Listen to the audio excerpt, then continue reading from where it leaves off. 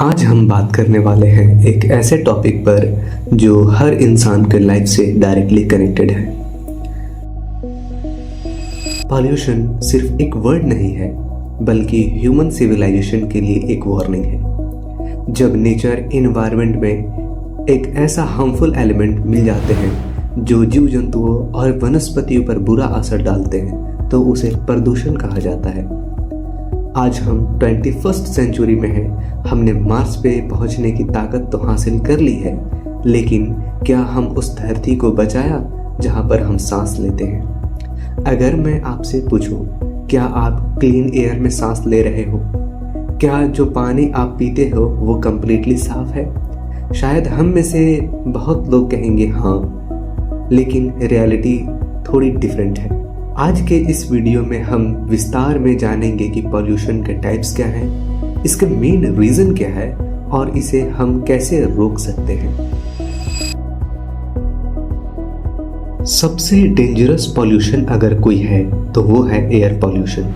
World Health Organization के according हर साल लाखों लोग सांस की बीमारियों से अपनी जान गंवा देते हैं। जब व्हीकल का स्मोक, फैक्ट्रीज का इमिशन और बर्निंग ऑफ फॉसिल फ्यूल हवा में मिक्स हो जाते हैं तो उससे एयर पॉल्यूट हो जाता है। Industries, coal based power plant और फैक्ट्रीज से निकलने वाले सल्फर डाइऑक्साइड और नाइट्रोजन ऑक्साइड एयर में मिक्स हो जाता है। व्हीकल, कार्बन मोनोऑक्साइड और लेड का निर्देश, स्टबल बर्निंग, खेती के अवशेष जलाने से उत्पन्न होने वाला धुआं, ये भी एयर में मिक्स हो जाता है। कंस्ट्रक्शन डस्ट, शहरों में लगातार हो रहे निर्माण कार्य, इन सब कारणों की वजह से एयर पॉल्यूट हो जाता है। इसके साइड इफेक्ट क्या है? इसके कारण से अस्थमा होता है, लंग डिजीज हो जाते हैं, हार्ट प्रॉब्लम होता है, इवन कैंसर तक का भी रिस्क बढ़ जाता है। और सबसे स्कैरी बात यह है कि आप इसे देख नहीं सकते, पर ये आपको हार्म करते रहता है। सोचो, जो पानी हम पीते हैं अगर वही पॉल्यूटेड हो, इंडस्ट्रीज अपने केमिकल वेस्ट रिवर में डाल देती है, लोग प्लास्टिक, गार्बेज और सीवेज डायरेक्टली वाटर बॉडीज में थ्रो कर देते हैं। डोमेस्टिक सीवेज, घरों का गंदा पानी नालियों में मिक्स हो जाता है और वो डायरेक्ट रिवर में चला जाता है। एग्रीकल्चर रन ऑफ, खेतों में प्रयोग होने वाले पेस्टिसाइड और फर्टिलाइजर जब बारिश के साथ नदियों में मिलता है तो इन सब कारणों की वजह से ड्रिंकिंग वाटर अनसेफ हो जाता है, मरीन लाइफ डिस्ट्रॉय हो जाती है, डिजीज सेपरेट होती हैं जैसे कॉलेरा, टाइफाइड, और यहाँ तक कि गंगा और यमुना जैसे रिवर भी पॉल्यूशन का शिकार हो चुकी हैं। जब हार्मफुल केमिकल, पेस्टिसाइड और प्लास्टिक सॉइल में मिक्स हो जाते हैं तो सॉइल पॉल्यूशन हो जाता है। प्लास्टिक तो कई सालों तक मिट्टी में नहीं मिलती, उसे डिग्रेड होने में कम से कम थाउजेंड्स ऑफ ईयर लग जाते हैं। फार्मर ज्यादा प्रोडक्शन के लिए केमिकल फर्टिलाइजर यूज करते हैं, जो शॉर्ट टर्म में यूजफुल तो होता है और हेल्पफुल भी होता है, पर लॉन्ग टर्म में सॉइल डैमेज करता है। इन सब के कारणों की वजह से लैंड इनफर्टाइल हो जाती है, क्रॉप की क्वालिटी गिर जाती है, फूड चेन में भी इम्पैक्ट पड़ता है। शहरों में शांत कोना मिलना मुश्किल है।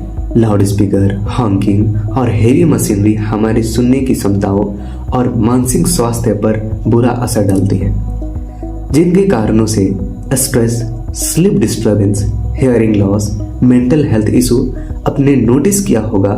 जब ज्यादा नॉइज होता है तो इरिटेबिलिटी बढ़ जाती है।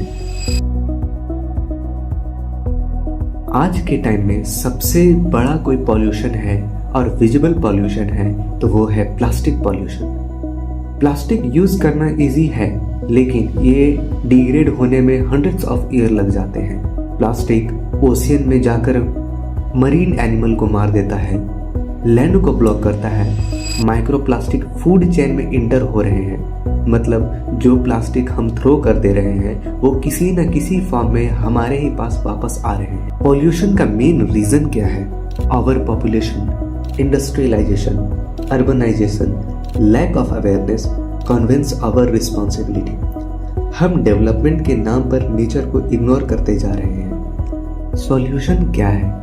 अब सबसे इम्पोर्टेंट क्वेश्चन, सॉल्यूशन क्या है? सिर्फ प्रॉब्लम जान लेना ही काफ़ी नहीं है।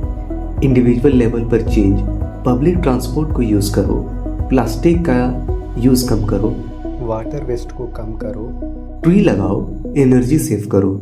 छोटे स्टेप लगते हैं पर इम्पैक्ट बड़ा होता है।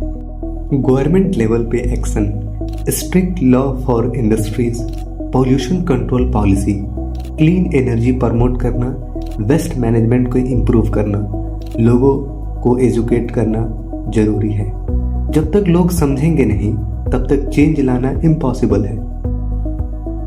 तो दोस्तों, पॉल्यूशन सिर्फ एक इन्वायरमेंटल इशू नहीं है, ये हेल्थ इशू है, इकोनॉमिक इशू है और सबसे इम्पॉर्टेंट ये सर्वाइवल का इशू है। अगर हम क्लीन एयर नहीं ले पाए, सेफ वाटर का यूज नहीं कर पाए तो डेवलपमेंट का क्या फायदा?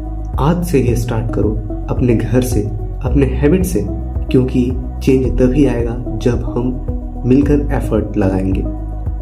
एक सिंपल लाइन याद रखना, अर्थ हमारी प्रॉपर्टी नहीं है, हम अर्थ के गेस्ट हैं, तो गेस्ट की तरह बिहेव करो और रिस्पेक्ट के साथ।